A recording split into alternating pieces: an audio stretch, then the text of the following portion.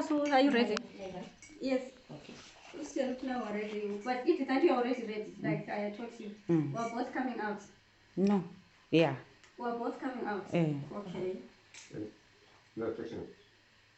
Is it clear? Yes. It's clear. It's clear. All right. So, okay. Welcome to Success Talk with Norma. Today I'm with Mashoko. Mr. Mora. Mr. Mora, yeah, Mr. Mora is a COVID survivor. So he's just here to just tell us a little bit of how he survived it. But just briefly, in 1 minute, you can tell us about yourself, who you are, and what you do. Well, my name is Mashoko Mora. I'm a business person into property development and construction. We are based in Harare and Bulawayo doing major housing projects. And basically, this year has been a very challenging and good year in the sense that we had the COVID spread that came through, and I did contract that in July. Okay, in July. In July, yes. Okay, so how did you feel like your body? Well, I totally felt my body crashing, my chest, failing to breathe, so many symptoms, losing my voice, headaches, yeah, and obviously weight loss. Okay. And failing to breathe. Okay, so let me ask you just one question. Have you been vaccinated? Yes. Okay, so when were you vaccinated? Before or after you contracted After. it? Okay, so you had your 2 jabs? After. Okay, so you had your 2 jabs and then you contracted it? No, I contracted it before. Okay, you contracted it before you were vaccinated. Okay, so that's out of the way then. So then I understand then they came and then they tested you and then they told you you got COVID. That was July. Yes. How did you feel?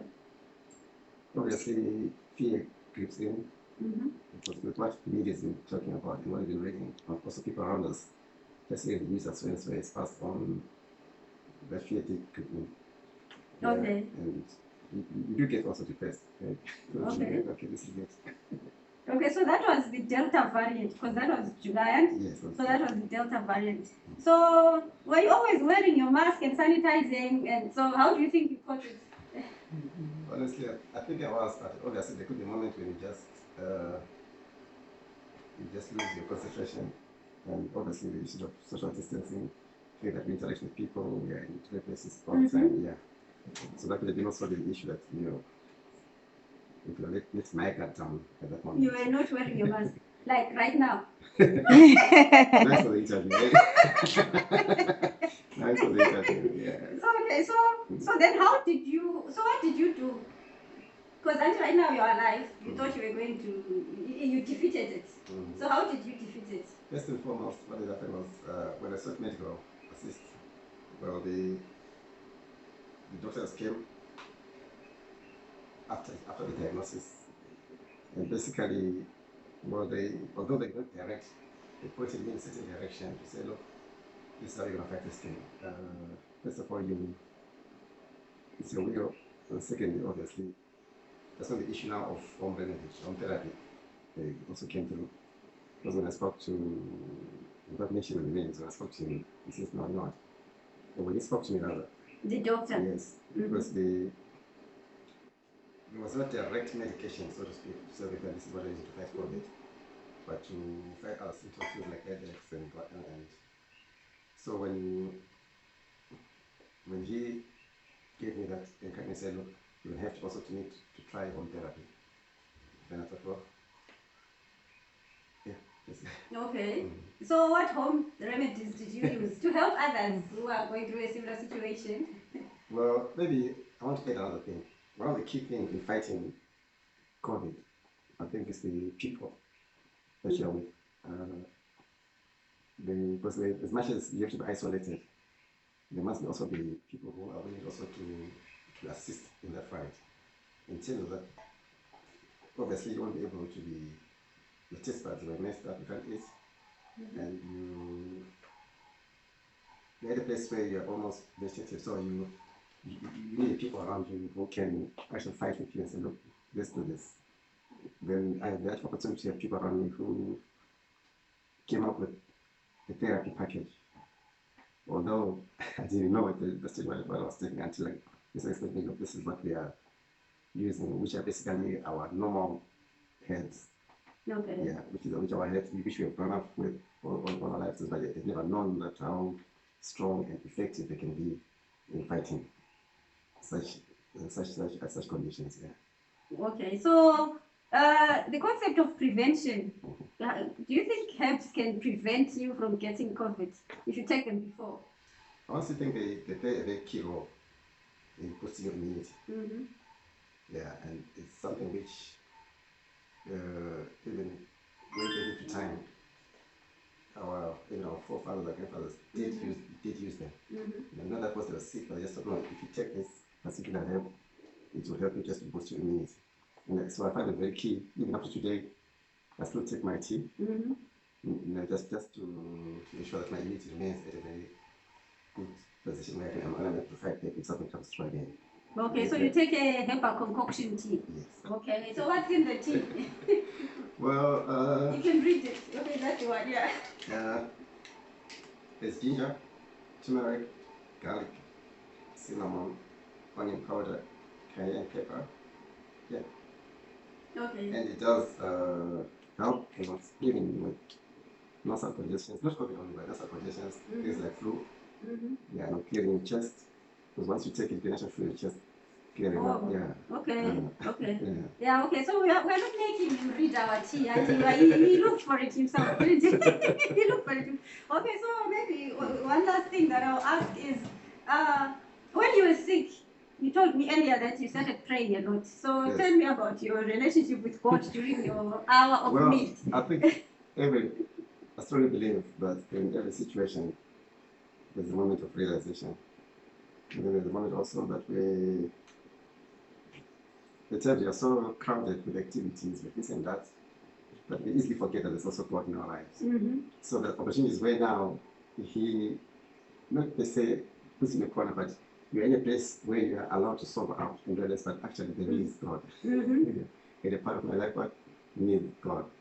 And that opportunity also was given during the period whereby I think at that moment it was me and him, so to speak.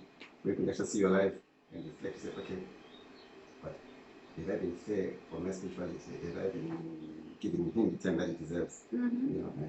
But the good thing is, he doesn't come to punish, but he comes to forgive, he comes to heal, he comes to pull you up and then to make sure that you press on towards the future where he's called you to be. Okay, so how is your relationship with God now post surviving COVID? It's not an integral part of my life. Okay. Prayer is not part of my daily routine. When I wake up, that's something I do. I read His Word. Obviously, you may not be as perfect as you want to be, but that changed a lot in comparison to the past. Okay. Because it's absolutely I totally forgot that He existed in my life. But giving up to the sacrifice, no. Come back home, I'm there for you. Okay, all right. So, Bobby, one last thing I can say. What can you say to someone who's just got tested today and tested positive? Like, what can they do? First of all, for a fact, it's not the end. It's not a death sentence. I now look at it as just an attack. There's something that comes at you, but it also raises in you the capacity to fight if you're willing to fight. So, if you can raise up and say, okay, no, I'm in a bad situation, you can win this. And secondly, obviously, like I said earlier on, the right remedy. In your spiritual settings, in your the therapies what you're taking, you just need to adhere to those so that you become as strong and stronger. But something which is not a death sentence unless you allow it to be. Okay, so thank you. But I understand COVID is very painful. Is that true? That is very painful. Physically, oh yes. Physically. How painful is it? Oh my God. You can't even describe the chest, what? It's like your body just crashing. Sometimes I felt like I had stones in my chest. I felt someone like was choking me. Running out there, all sort of things. Then I think the other thing, what it does is just, I think because of that, if you failure to eat, you literally also start losing weight. A very drastic weight loss. which in turn weighs down your strength. And so, yeah, it's an experience which you must never be. So if you're out there, first of all, mask up, wash your hands regularly, social distancing. Yes. But all these things are coming after. But the key thing is to prevent. That's the key thing to prevent. And this is right now we're told we're in the fourth grade. So it means extra caution. And from what we're reading, it's believed in some cases it's actually attacking people who are vaccinated. So we really need to be extra careful and vigilant. Okay. Have you since been vaccinated? Yes. Okay. So are you feeling safer now that you've been vaccinated? Well, I feel safe if I try to observe the protocols. Okay. Truthfully, because there are some people who succumb to the disease get vaccinated. Okay. Yeah, so I think preventive measures are more effective. Yeah, if you just go out there and say, because I'm vaccinated, I'm going to be, I'm sorry to be this way stupid, you will definitely die. Okay. Okay, thank you very much. That was Mashoko. He taught us his experience about surviving COVID. So now we'll release him because he has to rush to make money. Right. So take care of the body that makes the money. Prevention is better than cure, remember. Thank you very much, Mr. Mashoko. Thank you. Be safe. All right. Okay, so we cut. I'm not saying. Yes, you're a celebrity. Wake up in the sun. Okay.